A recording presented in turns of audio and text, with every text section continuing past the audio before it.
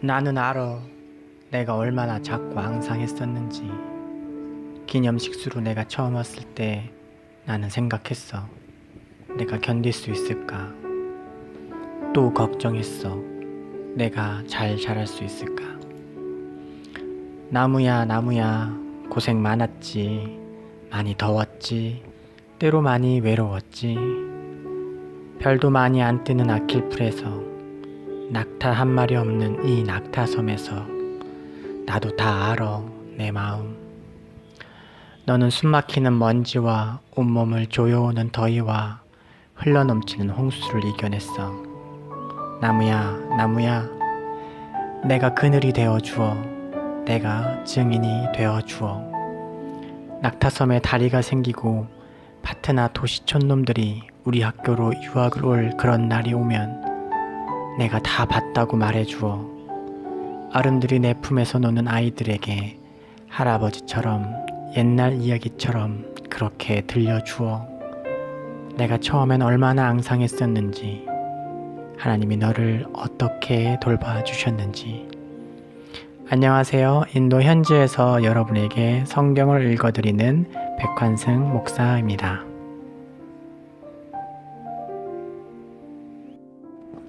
한 주간 잘 지내셨습니까? 저희도 하나님의 은혜 가운데서 잘 지내고 있습니다. 네, 오늘 오프닝에서 나왔던 나무는 학교 개교할 때 기념식수로 심었던 나무입니다. 요즘 학교 들어와서 제 회계 관련돼서 등록금 걷는 것 때문에 또 열심히 씨름하고 있고요. 그거 말고도 이제 수업을 좀 더 잘 할 수 있도록 돕기 위해서 여러 가지를 하고 있는데요.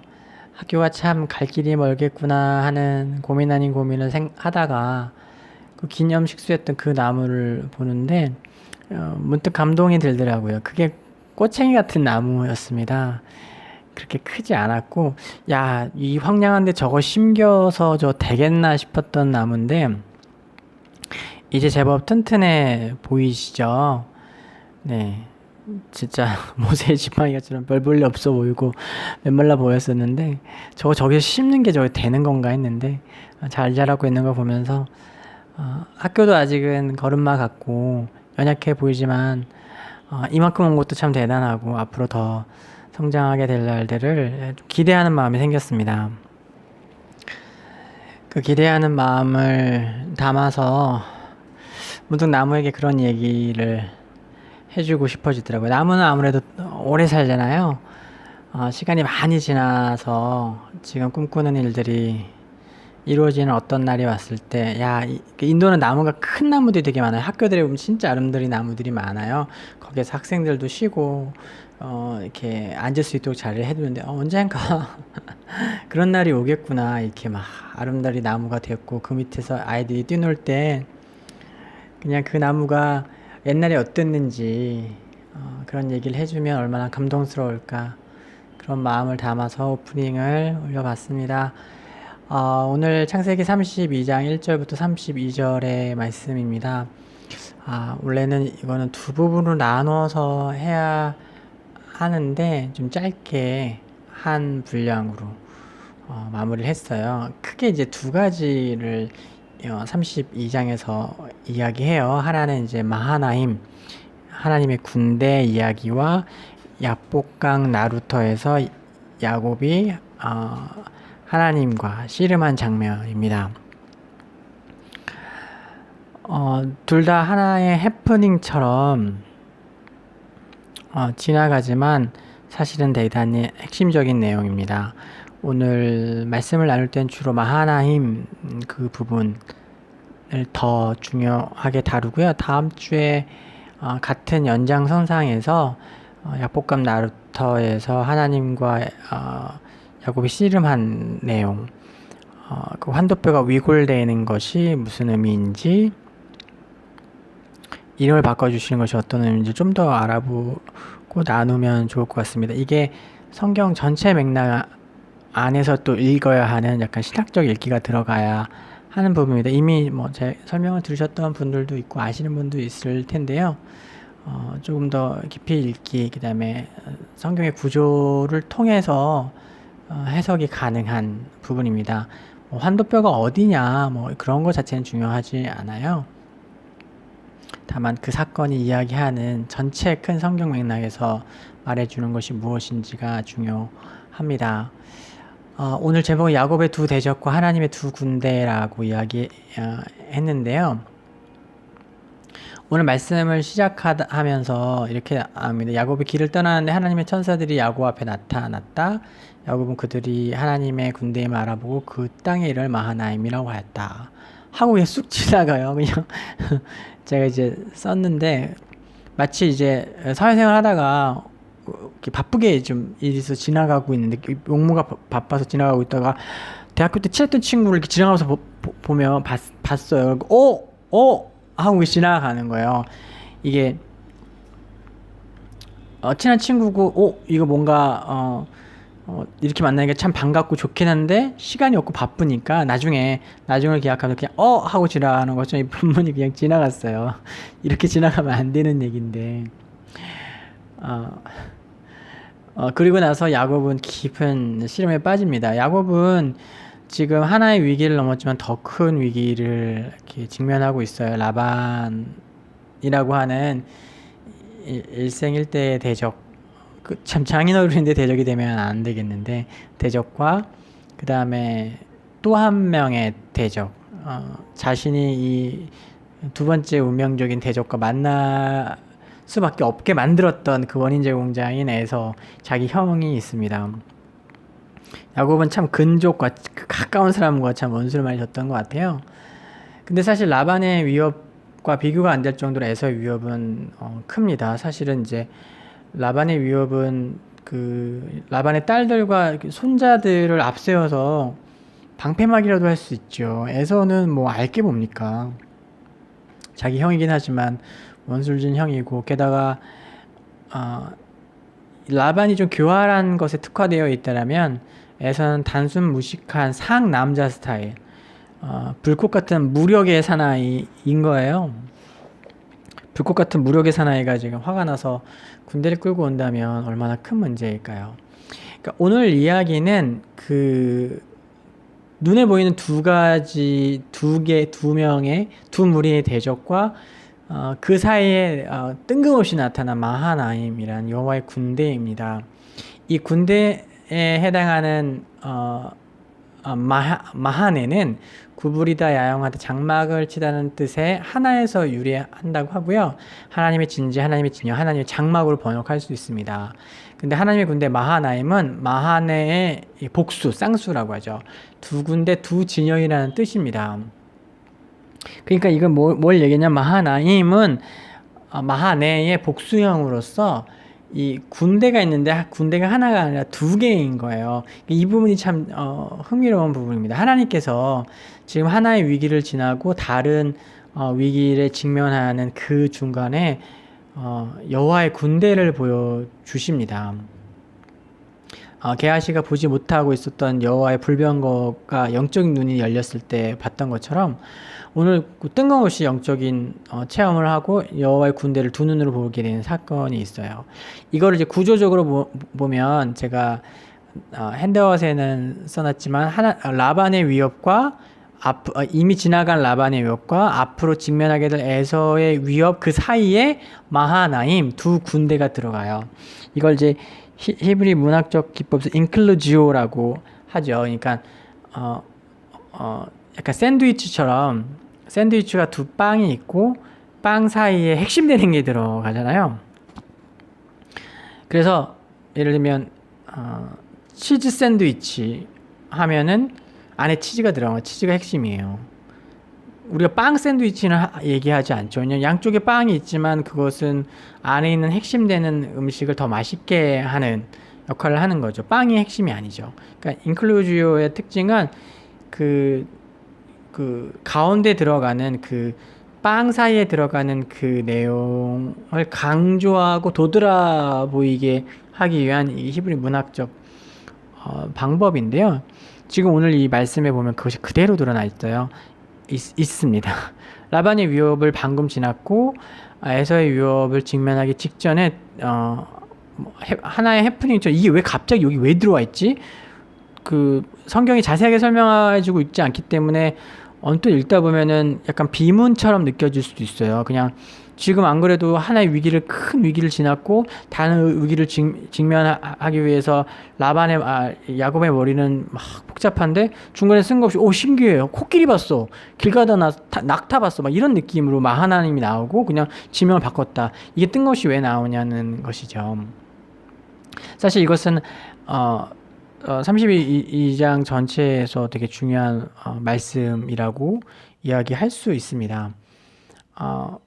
왜냐하면 지금 야곱이 처해 있는 모든 위기가 눈에 보이는 위기가 있는데 하나님께서 눈에 보이지 않는 해결책을 이미 준비해 두고 계시고 눈에 보이는 몇백 명의 사람들의 추적이 있지만 하나님께서는 그 강무리를 대적할 수 있는 여호와의 군대 마하나임을 준비해 두셨다는 거예요. 그렇기 때문에 만일 야곱이 믿음의 눈이 열려서 이 하나님이 보여주신 마하나임의 사건에 주는 의미를 파악했다면 그는 그렇게 염려하고 근심할 필요가 없었겠죠. 좀 더 담대해질 수 있었고 하나님을 더 의지함으로 말미암아 앞으로 닥칠 사건을 더 담대하게 지나갈 수 있었을 거예요. 사실 이미 그것을 경험했잖아요. 라반의 사건을 통해서 하나님이 약속하신 대로 하나님이 가라고 하셔서 갔으니까 라반에게 나타나서 이 아이에게 손대지 말라고 얘기하셨는데 그리고 나서 하나님께서 두 군대를 통해서 너에게 직면한 두 가지 큰 위협과 대적들에 대한 대비가 내가 되어 있다 라는 걸 하나님 보여주셨지만 야곱은 그렇게 하지 못해요. 두려워합니다. 얼마나 근심하면 이 철저한 준비성으로 사람을 보내고 에서가 400명을 끌고 온다 그러니까 이제 절망하면서 전략을 짜죠. 그래서 선물도 줄 때 그냥 주지 않고 여러 번에 나눠서 갑자기 루아가 방에 들어오는 바람에 좀 끊어졌습니다. 아무튼 루아가 아빠 방을 참 좋아해서요. 밥도 제 방에서 먹으려고 하고 뭐 놀이도 자꾸 제 방에서 하려고 해서 참 쉽지 않습니다. 너무 귀엽고 예쁘니까 이길 수가 없네요. 아무튼 다시 말씀으로 넘어가서 하나님의 군대가 이렇게 준비되어 있는 것을 보여주셨어요. 그렇지만 야곱은 걱정하고 근심하고 어떤 방법을 마련하기 위해서 애쓰죠.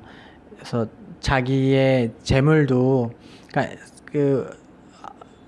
선물을 보낼 때 그냥 보내지 않은 거 전략적으로 한 번 받고 두 번 받고 세 번 받고 그때마다 조금씩 그 화를 누그러뜨리려고 하죠. 말씀을 보면 알지만 또 자신의 때도 두 대로 나눠서 자기가 덜 사랑하는 레아와 그의 자식들을 앞세우고 또 라헬과 그의 아들들을 뒤세우고 자기는 나는 소중하니까 맨 뒤에서는 그런 모습을 보여줍니다. 그 성경 전체의 맥락에서 하나님의 백성과 세상 나라의 백성을 나눌 때 대표적인 인물로 이렇게 나눠지게 되고 그 대표적인 인물들은 어떤 특징을 가져요. 그래서 하나님에 속한 사람들은 여호와의 이름을 부르는 사람들이고 세상 나라 백성들의 특징은 자기 힘과 자기의 능력을 자랑하고 그것으로 어떤 안정을 찾는 백성들이죠. 그리고 그 세상 나라 백성들의 대표적인 저주의 상태, 죄에 빠진 상태, 죄의 저주 아래에 있는 상태를 정확하게 드러내는 게 가인이라는 사람인데요. 그 가인은 쉼없는 방랑자로서 이 세상을 살아가게 됩니다. 그리고 그 저주의 상태, 죄의 상태가 어떤 거냐면 하나님의 약속과 축복을 믿지 못하는 상태인 거예요. 가인은 하나님으로부터 표를 받았습니다. 아무도 너를 건드릴 수 없고 너를 건들지 못하게 하나님께서 하시겠다. 가인의 표는 어떤 벌이 아니었어요. 보호의 표시였죠. 의외로 그것은 보호의 표시입니다. 그것을 갖고 있는 사람은 누구도 그 사람을 가인의 표를 보고 그를 건들 수 없게 하셨으니까요. 하지만 가인은 하나님의 약속과 축복과 보호하심을 믿지 못하고 자기 힘과 자기의 능력으로 자기를 지키기 위해서 전전긍긍하면서 늘 쉼없는 삶을 살게 됩니다. 그 죄의 상태고 죄에 빠진 인간의 모습을 가장 이렇게 뭐랄까요? 표준화해서 보여주는 거, 대표적으로 보여주는 모습입니다. 야곱의 모습이 그런 모습이에요. 절대 의존자로서 하나님을 예배하는 자의 모습이 아니라 하나님이 약속하시고 보호하심에 대해서 이야기해 주시지만 그것을 믿지 못하고 신뢰하지 못하고 끊임없이 방황하고 고민하는 상태, 그것이 죄의 저주의 상태입니다. 하나님께서 라반을 통해서도 건들지 말라고 했던 걸 보여주셨고 여호와의 군대도 보여주셨잖아요. 그러나 야곱은 계속해서 고민하고 두려워하게 됩니다. 이 이후에 야곱이 베델로 돌아가자, 여호와께 예배하러 가자라고 선포하는 장면에서 이 야곱이라는 인물이 극적으로 변화하는 모습을 우리 이후의 본문에서 말씀을 통해 살펴볼 수 있어요. 그것은 창세기적 표현에서 아직 가인 계열의 세상 나라 백성의 특징들을 드러내고 있는 야곱이 하나님과 동행하는 여정을 통해서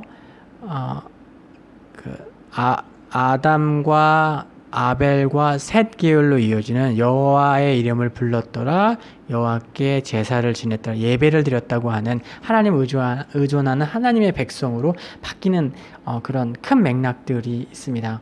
오늘 말씀에서는 여전히 야곱이 하나님을 의지하지 못하고 근심하고 자기 깨와 방법들을 이렇게 계속해서 고민하고 있는 그런 장면들입니다. 400명의 군사를 이끌고 에서가 쫓아오고 있다는 이야기 속에서 야곱은 아무래도 절망을 했죠. 그렇지만 이미 하나님께서 마하나임 여호와의 군대를 보여주셨잖아요. 그것을 통해서 하나님 말씀하신 건 무엇입니까? 너가 지금 나에게 기도하는데, 야곱이 기도하잖아요. 막 절망에 빠져서 막 어려우니까 사실 기도하면, 근데 이 기도를 어떻게 봐야 될지 모르겠어요. 이 기도가 성도의 기도인지 아니면 그냥 어떤 영적인 존재에게 예수님, 공자님, 부처님, 석가모니님 막 이렇게 기도하는 거 있잖아요. 옛날 만화책 같은 데서 그렇게 하는 걸 봤는데, 그냥 일단 아무나 누구든 힘을 초월한 어떤 존재를 찾는 그런 식의 기도로까지 보여집니다. 그러나 사실 마하나임을 보여주신 하나님은 너 지금 기도하는데 이미 응답했어 라고 말씀하고 계신 것이죠. 야곱은 전전긍긍하고 때를 나누고 선물을 나누고 자신을 가장 마지막으로 두고 약복강 나루를 건넙니다. 그곳 가운데서 하나님을 만나고요. 하나님과 씨름하고, 하나님은 그 야곱을 이기지 못합니다. 어떤 위력에 있어서, 힘에 있어서 하나님이 야곱을 이길 수 없을 만큼 야곱이 육체적으로 강했을까요? 그것은 불가능하죠. 다만 그것은 고시 피우는 야곱을 하나님이 꺾지 못하셨다는 것을 이야기합니다.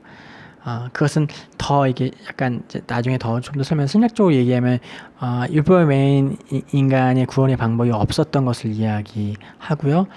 그리고 하나님께서 야곱의 환도뼈를 치신 사건은 그리스도의 그 야곱의 허리 안쪽에 있는 야곱 후손으로 오실 예수 그리스도가 그 자손이 상함을 입는 거예요. 환도뼈, 허리, 이거는 이제 그 자손을 얘기하거든요. 그래서 히브리서에 같은 경우에 멜기세덱의 반차보다 예수님의 반차가 더 높다, 제사장집이 더 높은 제사장집이다, 뭐 이런 표현들이 있고, 그 다음에 아브라함이 멜기세덱에게 제사를 드리잖아요. 그때 레위가 그 아브라함 허리에 있었다고 이야기를 해요. 그런데 그 상태에서 아브라함이 멜기세덱에게 절을 한 것이 예수 그리스도는 멜기세덱의 반차를, 그 계열을 쫓는다고 이야기하거든요. 그러니까 지금 율법으로 대표되는 레위가 더 크냐, 멜기세덱이 더 크냐, 이 얘기를 할 때 아브라함의 허리에, 환도뼈 아래에 레위가 있었는데, 그 상태에서 아브라함이 멜기세덱에게 절을 했고 제사를 드렸기 때문에 멜기세덱의 반차가 더 높다, 계열이 더 이렇게 우월한 존재다라고 얘기하면서, 그렇기 때문에 예수님의 제사장직이 히브리인들에게 내려온 그 레위인을 통해서 내려오는 제사장직보다 높다라는 이런 표현이 있습니다. 이것은 허리 환도뼈 아래 이것을 통해서 자손이 거기 이제 남성의 정자 안에 있잖아요. 그렇게 이렇게 표현하는 표현 방식인데요. 오늘 말씀에도 이 환도뼈가 치는 사건이 갖고 있는 이야기를 좀 더 심화해서 들어가면은 그것이 물론 이제 1차적으로 야곱이 환도뼈가 위골되면서 하나님을 의존할 수밖에 없는 절름발이 인생이 됐다는 거, 의존적 존재가 됐고, 그것이 어떤 전략적으로는 이후에 에서가 그 모습을 보고 긍휼히 여김으로 말미암아 극적으로 이 갈등이 이렇게 해소되는 그런 하나님의 지혜가 드러나기도 해요. 그렇지만 전체 성경의 맥락 안에서는 야곱이 하나님 아버지의 집으로 돌아가기 위해서 희생이 있는데, 그가 변화되기 위해서 희생이 있는데 율법으로서는 밤새 실험을 해서 안 된 거예요. 하나님이 그를 꺾지 못한, 그걸 구원하실 수 없는 거예요. 그래서 환도표를 쳤어요. 희생이 있었어요. 예수 그리스도의 희생이 있었어요. 그 희생이 있었기 때문에 아버지의 집으로 갈 수 있다. 이런 큰 맥락이 있습니다. 오늘은 좀 간단하게 이 부분 살펴보고 다음 주에 더 큰 맥락을 좀 설명하면서 같이 이야기를 볼 텐데요. 아무튼 그런 과정을 통해서 야곱은 약복과 나루를 건너게 됩니다. 오늘 말씀을 통해서 우리가 고민하고 또 살펴봐야 될 것들은 무엇이냐면, 성도에게 하나님의 백성들이 하나님이 이미 약속하신 축복과 은혜가 있습니다. 보호하심에 대한 약속이 있고, 우리 인생을 지키실 하나님의 약속이 있습니다. 성도 하나님의 백성은 이 땅 가운데서 가인과 세상 나라 백성처럼 하나님의 약속을 신뢰하지 못하고 자기 힘과 자기 능력으로 이기려고 하고 싸우려는 사람이 아니라 하나님을 의존하는 존재입니다. 그래서 그러면 그 구체적으로 그 하나님을 의존한다는 게 무엇이냐? 과도하게 미래에 대해서 걱정하지 않는다는 것이 하나의 답이 될 수 있습니다. 사실은 저는 선교사로 나와 있지만 문득문득 그런 두려움이 와요. 미래가 어떻게 될까? 지금 아직 젊지만 노후 준비는 어떻게 해야 될까? 왜냐면 세상에 많은 목소리도 이것도 준비해야 되고 저것도 준비해야 되고 이것도 해야 된다고 하잖아요. 루아가 지금 잘 자라고 있는데 인도에서 어떻게 잘 자랄 수 있을까? 여러 가지 고민들이 있습니다. 우리가 앞서서 사소하는 근심과 염려만 없다면, 그래서 성경이 이야기하는 것처럼 오늘 하루 하나님 앞에서 충실하게 살아가는 싸움만 할 수 있다면은 사실 훨씬 더 행복하고 힘있게 살아갈 수 있을 거예요. 그러나 세상이 그것을 놔주지 않죠. 악한 마귀가 놔주지 않죠. 학교를 운영하고 무언가를 하면은 앞으로 미래 이렇게 잘못되면 어떡하지? 후원이 끊어지면 어떡하지? 이런 끊임없는 걱정과 근심을 우리에게 주는 것을 통해서 우리 내가 지금 살아가고 있는 오늘을 되게 잿빛으로, 어두운 빛으로 이렇게 만들어 버립니다. 하나님의 백성은 그런 근심 가운데서 근심이 찾아오고 그런 소리가 들려올 때 믿음으로 이기는 사람들입니다. 하나님이 우리 인생을 책임지고 계시고, 물론 하나님의 약속이 평안을 약속하실지 편안한 것을 약속하지는 않으셨죠. 그렇지만 하나님 우리를 축복하기 원하시고 우리에게 가장 좋은 것 주기 원하시는 하나님 아버지인 것은 분명합니다. 그것을 믿고 신뢰함으로 이 세상의 수많은 소리와 근심하고 걱정하고 염려하게 만드는, 그래서 오늘의 삶을 잿빛으로 만들고 기쁨을, 감사를 사라지게 하는 그 모든 것들 가운데서 담대하게 싸우고 거절하고 믿음으로 하나님의 축복과 은혜와 도우심을 선포할 수 있는 것이 성도의 몫입니다. TV와 뉴스 보면서 한국에서 벌어지고 있는 수많은 일들, 인도에서도 마찬가지겠죠. 그것들 보면서 미리 걱정하고 미리 염려하게 하는 것도 너무나 많이 있습니다. 그러나 우리는 쉼없이 방랑하는 사람들이 아니라 여호와의 이름을 부르는 하나님의 백성들이죠. 강하고 담대하십시오. 물론 이 말씀을 전하는 저도, 설교를 하는 저도 근심하고 염려하며 때로는 벼랑에서 떨어지는 것 같은 감정을 실제로 막 몸으로 금신을 많이 하게 되면 이렇게 몸으로만 느껴지잖아요. 그럴 때가 있지만 다시 한번 말씀을 통해서 그렇게 약해지고 힘이 없어진 영혼을 다시 고추 세우고요.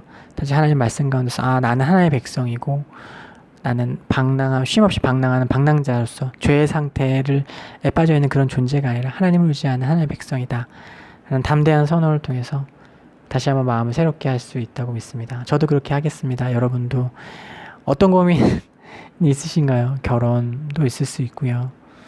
학업, 취업, 또 미래, 자녀 너무 많이 있죠. 악한 마귀가 근심 줄 때 강하고 담대하십시오. 우리는 하나님의 백성입니다. 다음 주에도 하나님의 말씀 가지고 여러분 찾아뵙도록 하겠습니다. 사랑하고 축복합니다.